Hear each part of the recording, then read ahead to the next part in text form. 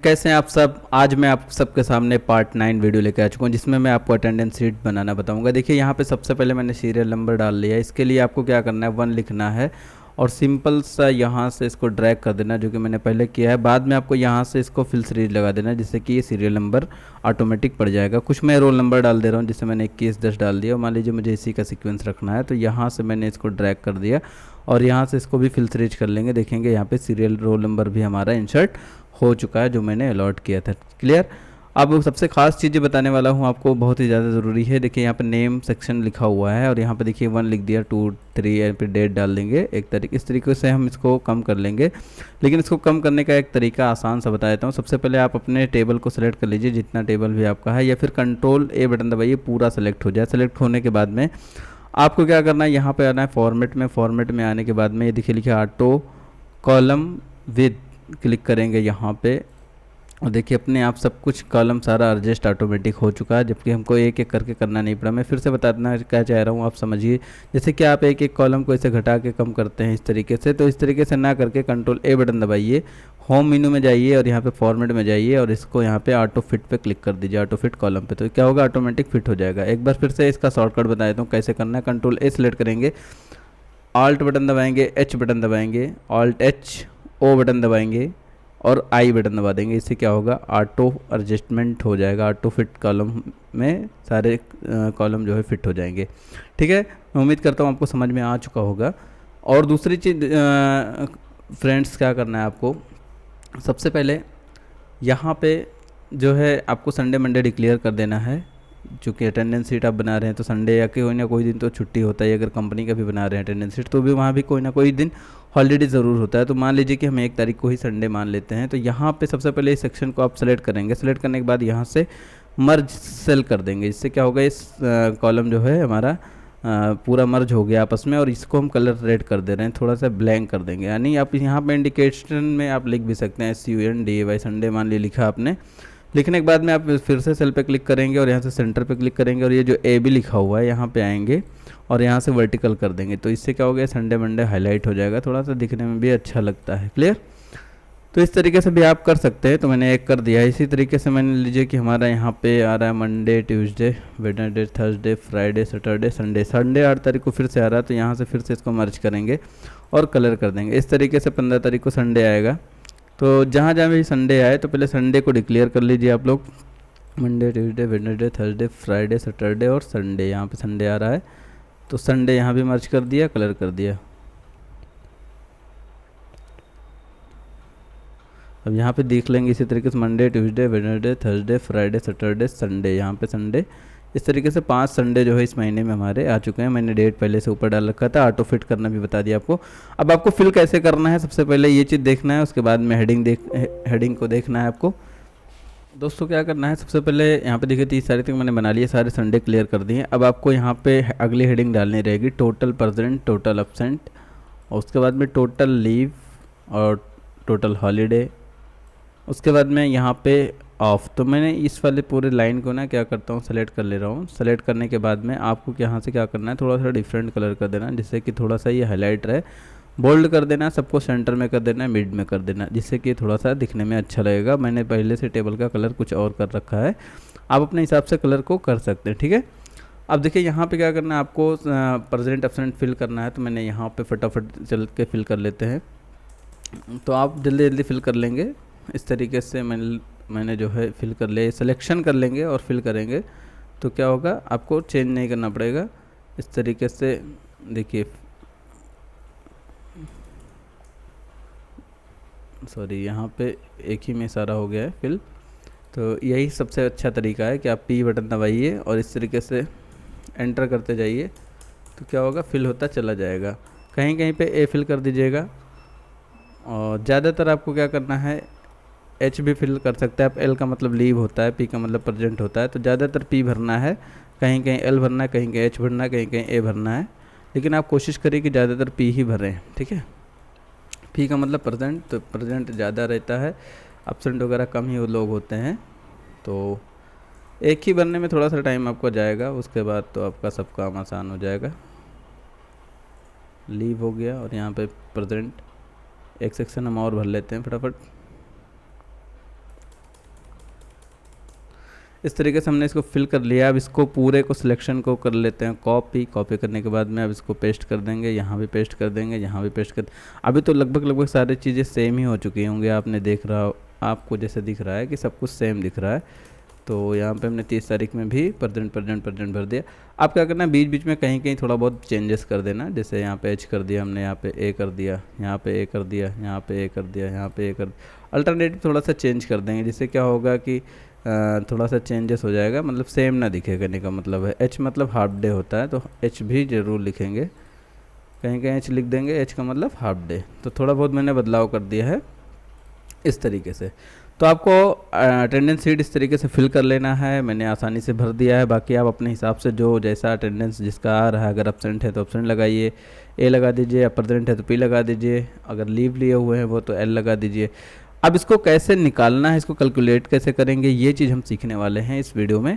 तो यहाँ पे देखेंगे, यहाँ पे लिखा है टोटल प्रेजेंट, तो प्रेजेंट का फॉर्मूला आप कैसे लगाएंगे। पहली चीज़ आपको देखना है कि हमारा जो 1 तारीख है वो किससे कॉलम से स्टार्ट हो रहा है, डी कॉलम से स्टार्ट हो रहा है, 2 नंबर से स्टार्ट हो रहा है, क्लियर। और लास्ट में क्या है, ए जी है। तो आपको ये चीज़ ध्यान रखते हुए फार्मूला लगाना है, COUNT काउंट इफ़ लिखाना है, काउंट इफ़ ब्रैकेट में लिखेंगे D2, डी से, चूँकि हमारा डी से स्टार्ट हो रहा है, एक बार मैं आपको फिर से दिखा देता हूँ। देखिए 1 तारीख जो है ये डी कॉलम से स्टार्ट हो रहा है, क्लियर। तो यहाँ पे D2 लिख देंगे, D2 कॉलन लगाएंगे, और लास्ट में क्या है AG2, AG2 क्या है, रो नंबर है इसका। और उसके बाद कॉमा, इन्वर्टेड कॉमा, अगर आपको प्रेजेंट पता करना है तो P लिखेंगे, इन्वर्टेड कॉमा लगाएंगे, ब्रैकेट को बंद करेंगे। तो काउंटिंग फार्मूले से टोटल प्रेजेंट को काउंट करके आपके सामने आ जाएगा। देखिए टोटल इनका बता रहा 17 दिन ये प्रेजेंट थे। तो इस तरीके से एक नीचे में निकाल देता हूँ आपको। देखिए काउंट इफ़ लिखे हमने, काउंट इफ़ लिख लिया, और यहाँ पे हमने D3 इस बार लिख दे रहे हैं कि रो नंबर हमारा चेंज हो गया। कॉलन लगाएंगे, कॉलन वहाँ पे लगाया था जहाँ पे ज़्यादा चीज़ें एक साथ जोड़नी हो या कुछ भी करना हो, वहाँ पे कॉलन यूज़ करते हैं रेंज देने के लिए। कहने का मतलब यहाँ से मतलब D3 रेंज से लेके AG3 रेंज तक कितनी बार टोटल जो है P लिखा गया है, उसको हम कॉमा, इन्वर्टेड कॉमा से पता करेंगे। तो यहाँ पे हमने लिख दिया, एंटर करेंगे। देखिए इनका भी 17 दिन ही आया। अब देखिए मैं एक चेंज करके देखते हैं, तो मतलब यहाँ पे हमने ए कर दिया, तो देखेंगे ऑटोमेटिक यहाँ 16 हो गया। अगर यहाँ पे हम एक पी बढ़ा भी दे रहे हैं तो 18 हो गया, एक पी और बढ़ा दे रहे हैं 19 हो जाएगा। देखिए ऑटोमेटिक इस तरीके से एक यहाँ पे पी और बढ़ा दे रहे हैं, देखिए ऑटोमेटिक ये हमारा चेंज हो रहा है। फार्मूले का मतलब ये है कि ज़्यादा प्रेजेंट रहेगा तो कैलकुलेशन आसानी से आ जाएगी। तो इस तरीके से हम फटाफट, क्योंकि लगभग हमने डेटा कॉपी किया था तो लगभग आंसर भी सेम ही आने की चांसेस हैं।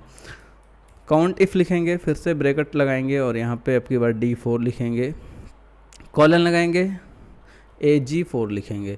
तो इससे क्या होगा, ये हमारा प्रेजेंट टोटल जो है प्रेजेंट बता देगा। यहाँ पे देखिए AG4 कॉमा लगा के, इन्वर्टेड कॉमा, क्या आपको फाइंड करना है वो आप लिखेंगे, प्रेजेंट फाइंड करना है तो P लिखेंगे। तो यहाँ पे देखिए 21 दिन का प्रेजेंट आ रहा है। इसी तरीके से अब इन फार्मूले के लास्ट में कॉर्नर पे आएंगे, उसको ड्रैग कर देंगे तो आसानी से सबका निकल के आ जाएगा, कौन कितना दिन प्रेजेंट है, कितना दिन एब्सेंट है। प्रेजेंट टोटल निकल गया। इसी तरीके से एब्सेंट निकालेंगे। एब्सेंट निकालने के लिए देखेंगे यहाँ पे काउंट इफ लिखेंगे, सेम फार्मूला रहेगा, लेकिन आपको करना क्या होगा, D2 से लेके लास्ट AG2 मैंने फार्मूला सेम लगा दिया, कॉमा, इन्वर्टेड कॉमा। बशर्ते यहाँ पे पता करना आपको एब्सेंट, इसलिए हमने यहाँ पे कर दिया A। तो इस तरीके से एब्सेंट में A लगा देंगे, और इस इन्वर्टेड कॉमा क्लोज करके ब्रैकेट को बंद करके एंटर करेंगे। तो देखिए 4 दिन इनका एब्सेंट बता रहा है, क्लियर। एक बार मैं फिर से फार्मूला लगाता हूँ, काउंट इफ लिखेंगे, कहाँ से हमको रेंज पता करना है, D2 में हमारा 1 तारीख लिखा हुआ है, कॉलन लगाएंगे, AG2 में हमारा लास्ट वाला 30 तारीख लिखा हुआ है, यानी 30, और कॉमा लगाएंगे, इन्वर्टेड कॉमा। हमें फाइंड क्या करना है, A फाइंड करना है, इसलिए हम A लिख देंगे, ब्रैकेट को बंद करेंगे, एंटर करेंगे, आंसर आ जाएगा, क्लियर। फिर से एक बार एक और लगा देते हैं, काउंट लिखेंगे, इफ़ लिखेंगे, फिर यहाँ पे लिखेंगे D4, क्योंकि हम 4 नंबर रो पे चल रहे हैं, D4 कॉलन AG4। तो यहाँ पे कॉलन लगाएंगे, AG4 लिखेंगे, कॉमा, इन्वर्टेड कॉमा। क्या फाइंड करना है, एब्सेंट को फाइंड करना है। अब फार्मूले को ध्यान से देख लीजिए, इस फार्मूले को नोट भी कर लीजिएगा, एब्सेंट का फार्मूला यही है, और एंटर करेंगे तो यहाँ पे एब्सेंट भी हमारा निकल के आ चुका है। अब इसको ऐसे नीचे की तरफ सीधा ड्रैग कर देंगे, तो जिससे क्या होगा, यहाँ पे टोटल प्रेजेंट निकल गया। देखो 2 बंदे ऐसे हैं जिन्होंने कोई एब्सेंट नहीं किया, 0 लिख के आ रहा है, क्लियर। उसके बाद में लीव पता करना है, तो सेम फार्मूला है, काउंट लिखेंगे, इफ़ लिखेंगे, ब्रैकेट में हम D2 लिखेंगे, कॉलन AG2। फार्मूला सब सेम है, बस खाली आपको जो फाइंड करना है वो लिखेंगे। लीव फाइंड करना है तो L लिखेंगे, तो लीव निकल आएगा। बस हाफ डे में थोड़ा सा चेंजेस है, वो मैं बताऊंगा कैसे हाफ डे आपको निकालना है। हॉलीडे भी निकाल सकते हैं, हाफ डे भी निकाल सकते हैं, ठीक है। तो देखिए यहाँ पे लीव के लिए एल लिख दिया, इन्वर्टेड कॉमा लगाया, क्लोज। तो बता रहे इनका कोई लीव नहीं है। अब चल के मैं एक करके दिखा देता हूँ। देखिए यहाँ पे मान लीजिए मैं 21 तारीख में एल लगा दे रहा हूँ, देखिए बता रहा है एक लीव लिया है इन्होंने, ठीक है। लेकिन मैं इसको प्रेजेंट ही कर दे रहा हूँ, 0 आ गया, कोई दिक्कत नहीं। कोई ज़रूरी नहीं कि हर कोई लीव ही ले, कोई कोई पूरा पूरा महीना भी काम करता है। फिर से लिखेंगे count if equal D3 colon, यहाँ पे कॉलन लगाना है आपको, कॉलन AG3 लिखेंगे, कॉमा इन्वर्टेड कॉमा लीव पता करना है, एल लिखेंगे सिंपल सा, इन्वर्टेड कॉमा ब्रैकेट को बंद करेंगे, एंटर कर देंगे तो देखेंगे लीव यहाँ पे निकल के आ चुका है। फार्मूला सेम है, केवल एल हो जाएगा। बशर्ते यहाँ पे देखिए हॉलीडे जो लिखा है वो यहाँ पे हाफ डे आपको कर देना, हाफ डे यानी हाफ डे। इन कितने लोग ऐसे हैं जो हाफ डे काम करके चले गए छुट्टी लेके। हाफ डे कैसे निकालेंगे, हाफ डे में थोड़ा सा चेंजेस है, ज़्यादा चेंजेस नहीं है, आप बहुत आराम से इसको कर सकते हैं इजली तरीके से। फार्मूला देखिए लगभग वही है, बस थोड़ा सा बदलाव है। काउंट इफ़ लिखेंगे, ब्रैकेट लगाएंगे, D2 से लेके ये पूरा रेंज हम वैसे ही देंगे सेम,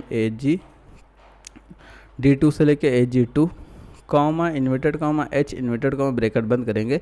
लेकिन यहाँ पे मल्टीपल का साइन लगाएंगे यानी स्टार लगा देंगे, 0.5 यानी एक H को वो क्या करेगा, आधा मान काउंट करेगा, यानी जब 2 H मिलेंगे तब वो एक आंसर ला के देगा। तो ये फार्मूला है कुछ इस तरीके से, थोड़ा सा बदलाव है, सब कुछ सेम लिखा है, बस खाली H लिख दिया है और ब्रैकेट बंद करने के बाद मल्टीपल 0.5 लगा देंगे, एंटर करेंगे तो देखेंगे इनका यानी 4 हाफ डे इन्होंने लिया, तब इस तरीके से 2 आ रहा है। अब चल के मैं यहाँ पे देखिए इनका एक H ये जो है, इस H को हटा के मान लीजिए हमने P कर दिया तो देखेंगे यहाँ जो प्रेजेंट लिखा है ये 18 हो जाएगा और ये हाफ डे जो है 2 लिखा है ये 1.5 आ जाएगा, एंटर करेंगे देखिए यहाँ पे 18 हो गया और यहाँ पे 1.5 हो गया, यानी 3 दिन उन्होंने ऐसा था कि जो है हाफ डे काम किया तो उसका 1.5 दिन का इनका सैलरी या फिर जो भी चीज़ है वो चीज़ मिल जाएंगी, ठीक है।